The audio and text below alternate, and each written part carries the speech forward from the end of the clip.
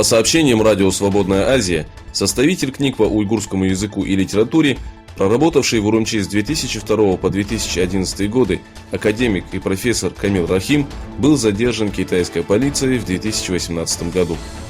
Эту информацию подтвердила дочь академика Мерхаба Камил, проживающая в Нидерландах. По сообщениям информационного агентства Bloomberg, посетившие Восточный Туркестан по приглашению Китая корреспонденты стали свидетелями некоторых обстоятельств и сделали ряд важных заявлений.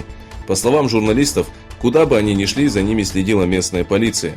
На каждом углу стояли солдаты с дубинами, а в многолюдных местах и торговых центрах людей тщательно проверяли и заставляли проходить через сканеры. Идентичность уйгуров и их культура постепенно гаснет на фоне растущей застройки региона зданиями в китайском стиле.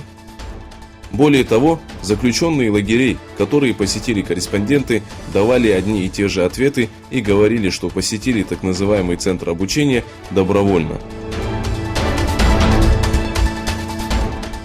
Мария Захарова, выступившая с заявлением о готовящемся масштабном митинге в Венесуэле, который запланирован оппозицией на 1 мая, призвала политиков не поддаваться провокациям. Оценившая ситуацию в Венесуэле, Захарова подчеркнула, что США будет использовать все рычаги, в том числе и дестабилизацию, для того, чтобы заставить уйти в отставку правительство Мадуро. Руководство Китайской Народной Республики сообщило, что предупредило Париж после того, как французские военные корабли были замечены в Тайваньском проливе. По сообщениям Reuters, Министерство обороны Франции заявило, что по меньшей мере раз в год французские корабли проплывают через Тайваньский пролив без каких-либо инцидентов.